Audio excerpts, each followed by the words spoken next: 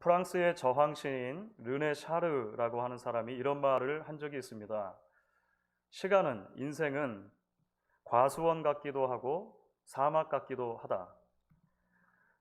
살다 보면 기쁘고 행복한 시간도 있는가 하면 메마르고 괴롭고 절망적인 시간도 있다는 그런 말이겠죠. 그래서 이 대목을 인용하면서 어떤 목사님이 이렇게 말씀을 하시더군요. 과수원을 즐거워하는 것도 인생이고 사막에서 버티는 것도 인생이다. 억지로 바꿀 수 없는 삶의 순풍과 역풍을 있는 그대로 맞고 지나가는 것도 삶의 지혜가 아니겠는가, 이런 이야기일 것입니다. 그런데 여러분, 우리가 성경을 들여다보면, 특별히 성경의 전도서는 여기서도 한 걸음 더 나아가서 우리에게 이야기를 전해주는 것을 보게 됩니다. 이것이 그 자체로 대단한 지혜임이 분명하겠습니다만, 성경은 여기서 한 걸음을 더 나간다는 것이죠. 전도서 7장을 보시면 우리가 잘 알고 있는 이런 이야기가 있습니다. 형통한 날에는 기뻐하고 공고한 날에는 생각하라 라고 하는 말이 되겠습니다. 과수원과 같은 인생의 구간을 지날 때 그것을 기쁘고 즐겁게 받아들이는 것, 누리는 것도 중요하지만, 사막과 같은 시간을 지날 때 오히려 그것을 한 걸음 더 나아가서 단순한 버티기의 시간을 넘어 자기 자신을 돌아보는 성찰과 성숙의 시간으로 삼으라는 성경 지혜자의 권면이 되겠습니다. 나는 무엇인가? 나는 무엇이 아닌가? 이 세상은 무엇인가? 이 세상은 무엇이 아닌가? 나와 이 세상의 관계는 무엇인가? 나는 무엇을 위해서 이 땅에 왔고 어떠한 방향을, 어떠한 속도로 나아가고 있는가? 우리가 인생을 지나며 맞닥뜨리게 되는 사막 같은 구간들은 이런 본질적인 문제들을 생각하게 하고 그것들을 정리하게 함으로 우리로 하여금 한 걸음 더 하나님 앞에서 성장하고 성숙하게 할 수 있는 디딤돌이, 도약판이 되어준다라고 하는 말이겠죠. 어쩌면 바로 이것이 사도 바울에게 일어났던 일이기도 한 것 같습니다. 말씀드렸던 것처럼 사도 바울은 그야말로 약함의 시기를 지나고 있습니다. 그가 개척해서 세웠던 고린도 교회 안에 예기치 않았던 문제들이 일어났기 때문입니다. 그 중에서도 우리가 요 몇 주간 동안 특별히 살펴보고 있는 것처럼 교회 안에 들어온 거짓 사도들, 소위 슈퍼 사도들이 바울을 공격하면서 내세웠던 여러 비난의 내용들은 대단히 아픈 것이었습니다. 바울은 성도를 사랑하지 않는 사역자야. 바울은 돈을 따라 움직이는 사람이야. 바울이 고린도 교회에 그 여러 차례 편지를 썼던 것도, 심지어 여러 차례 방문하려고 했던 것도 전부 다 헌금 때문이야.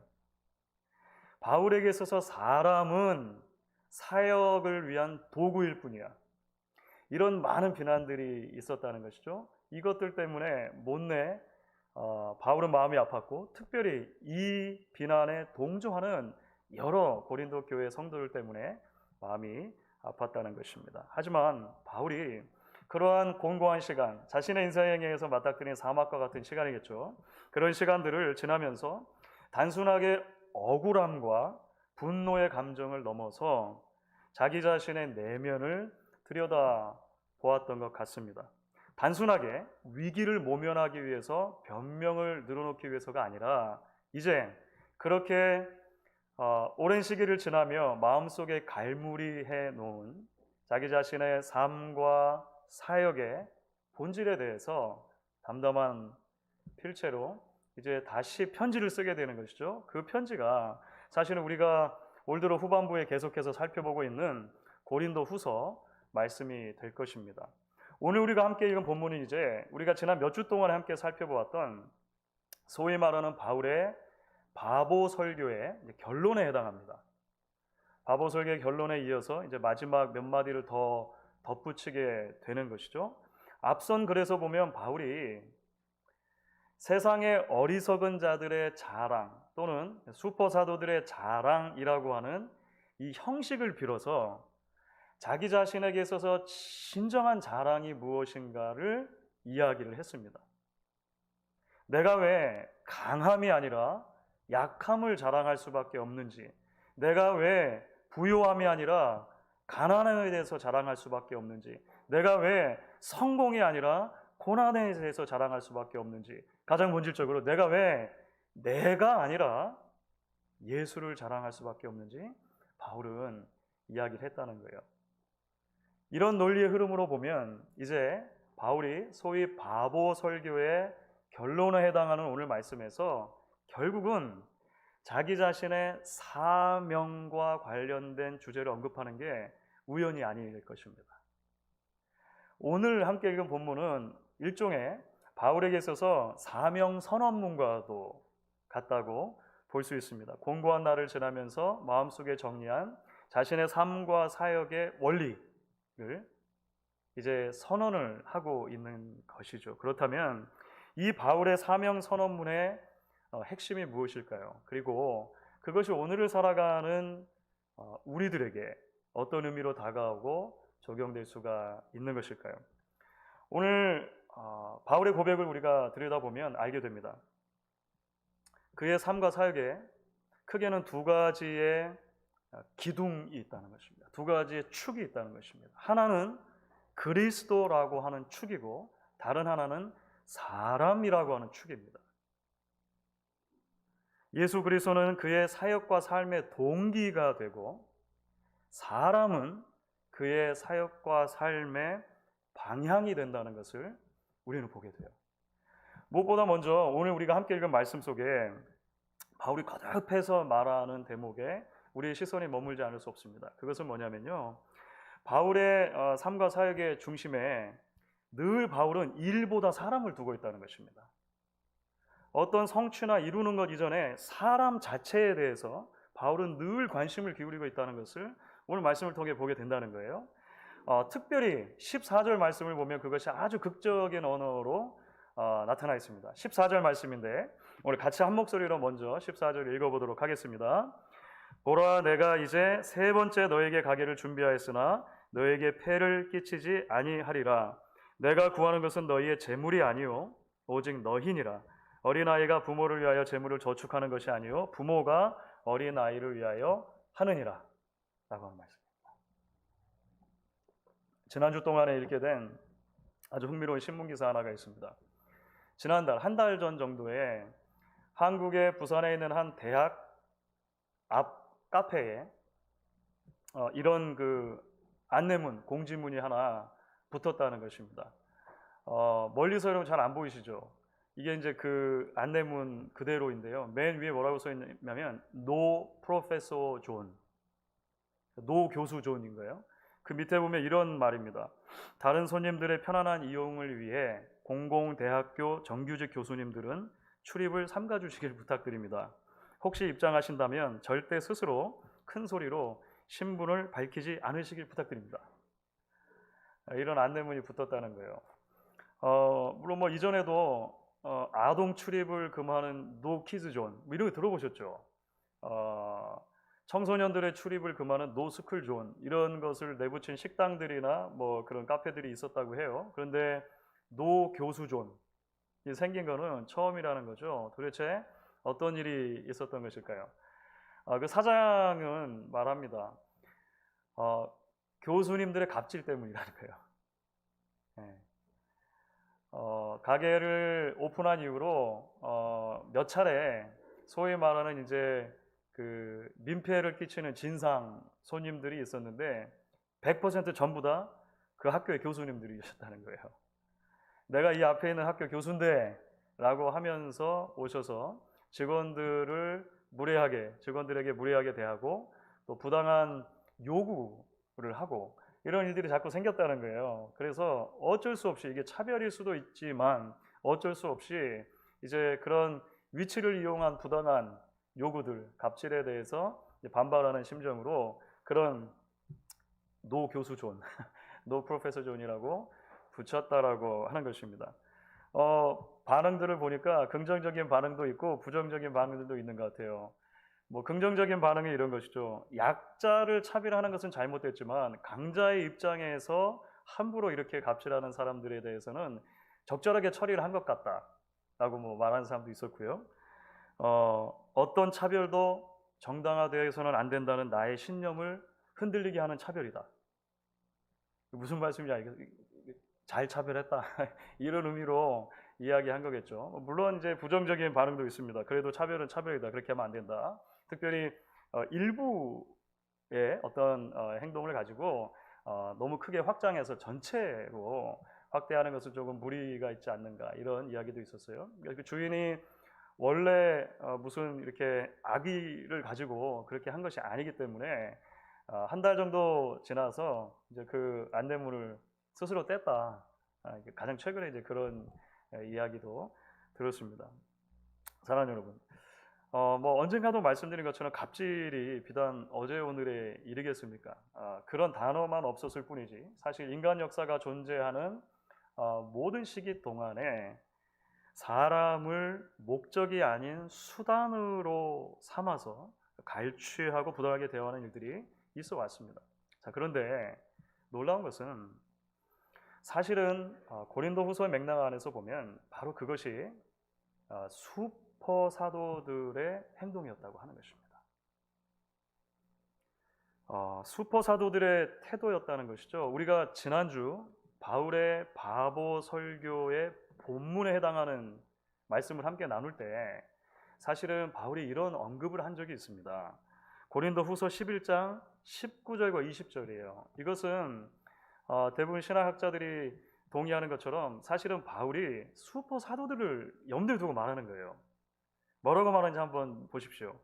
너희는 고린도 교회 성도들이죠. 너희는 지혜로운 자로서 어리석은 자들을 슈퍼 사도들을 기쁘게 용납하는구나. 누가 너희를 종으로 삼거나 잡아먹거나 빼앗거나 스스로 높이거나 뺨을 칠지라도 너희가 용납하는도다.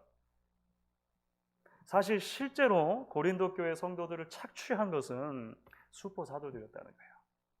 한편으로 그 번드르르한 외모와 화려한 언변으로 성도들을 현혹시키면서 다른 한편으로 무리한 섬김을 강요했다는 것입니다. 지난주도 잠깐 그런 이야기를 드렸죠.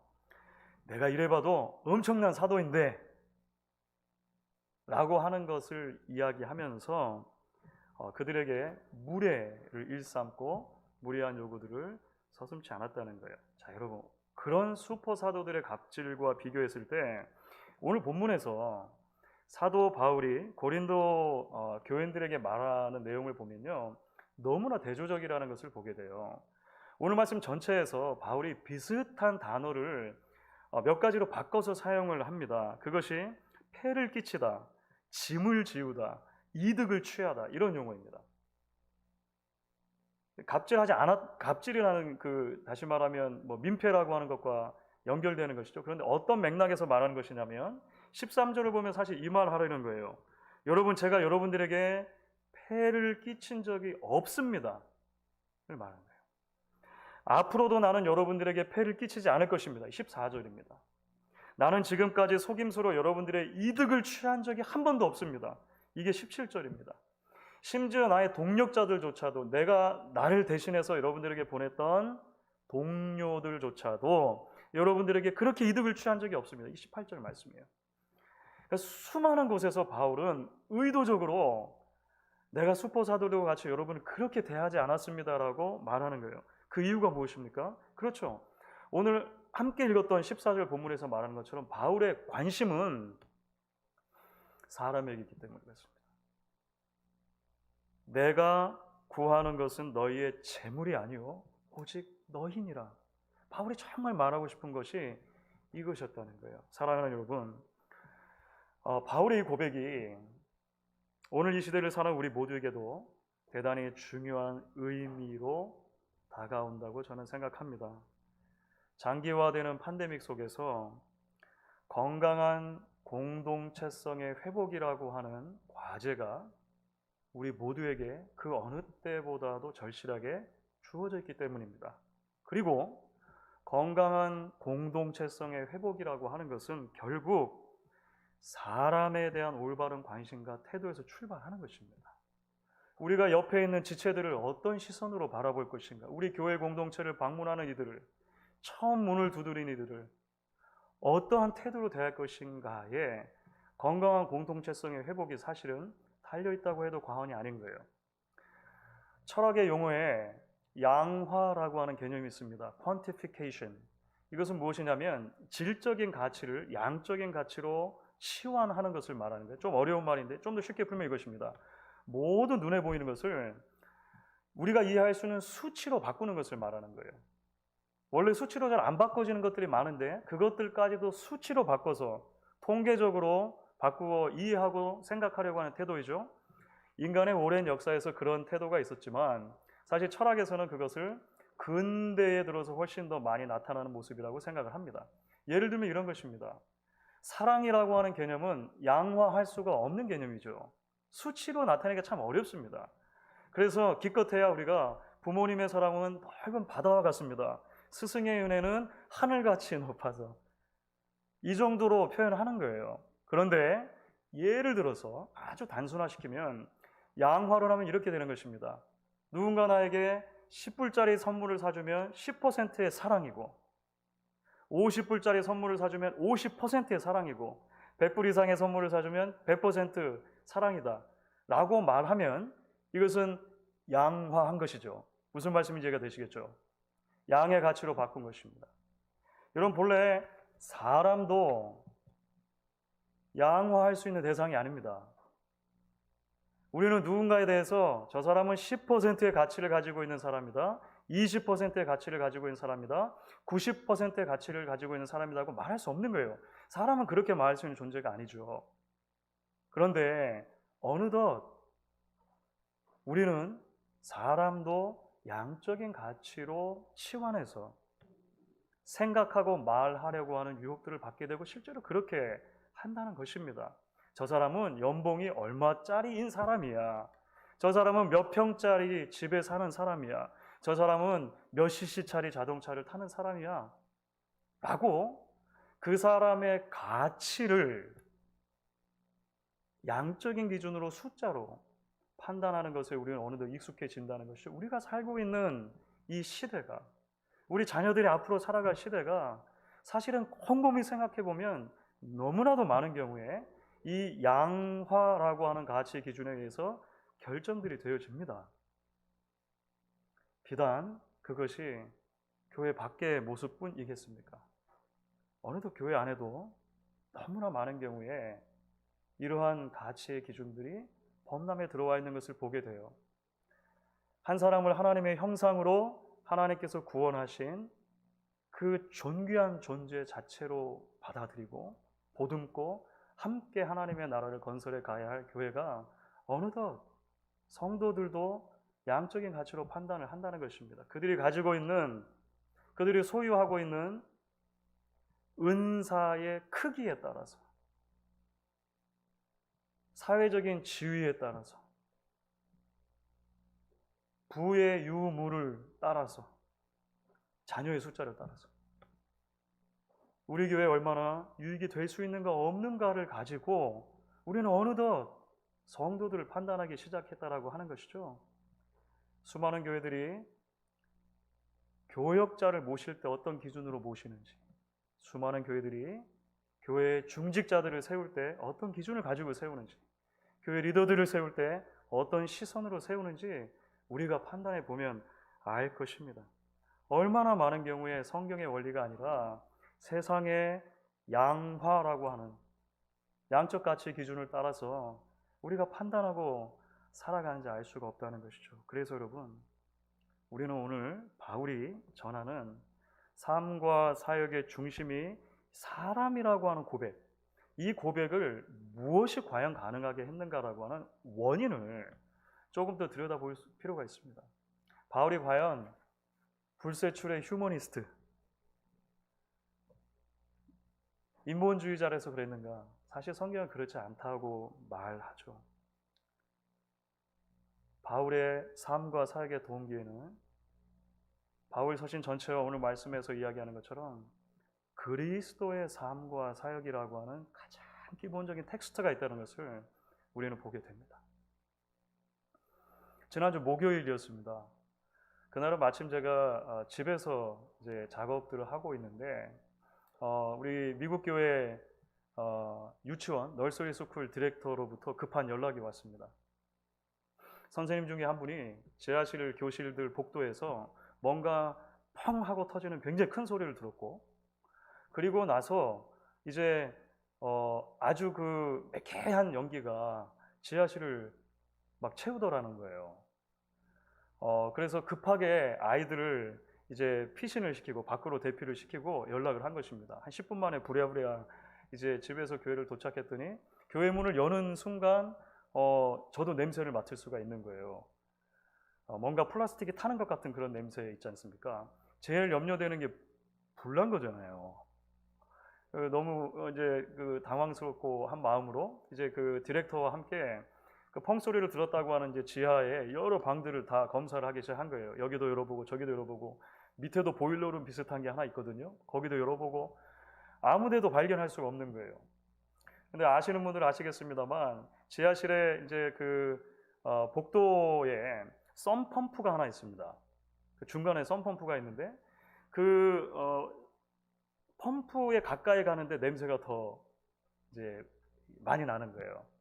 그래서 아니나 다를까 그 뚜껑을 열어봤더니 그 썸 펌프가 터진 거예요. 썸 펌프 크지도 않지 않습니까? 요만하지 않습니까? 그게 이제 뭐 문제가 있었던지 안으로부터 이렇게 터져가지고 연기가 좀 나고 있고 뭐 냄새 거기서 뭐 그 플라스틱 타는 냄새가 어마어마하게 나는 거예요. 그래서 이제 조심스럽게 이제 그 코드를 뽑고 마치 그 폭발물 처리반이 된 듯한 느낌으로 이 썬펌프를 잘 이렇게 조심스럽게 이제 떼가지고 밖에다 이제 제가 옮겨 놨습니다. 뭐 생각보다 그 문제가 크진 않았던 거죠. 그래도 다행히 요만한 거니까. 요 작은 게 거기서 이렇게 뭐 자그마한 폭발이 일어나가지고 어쨌든 그 연기가 나고 한 게 우리 교회 거의 절반 정도를 가득 그 매캐한 냄새로 채웠다는 게 참 놀라웠습니다. 어쨌든 원인이죠. 원인을 발견해서 감사했고 그래서 이제 처리할 수 있게 돼서 감사했던 것 같습니다. 사랑하는 여러분, 사실 영적인 원리에서도 그렇습니다. 밖으로 드러나는 행동과 태도가 있다면 사실은 그 원인에 해당하는 것이 반드시 있습니다. 원인에. 단순히 그래서 행위가 아닌 그 너머에 있는 원인, 그 동기에 대해서 우리가 생각하고 묵상하는 것이 대단히 중요합니다. 여러분, 바울이 어떻게 고린도 교회 성도들을 도구가 아니라 목적이라고 말할 수 있었냐는 것입니다.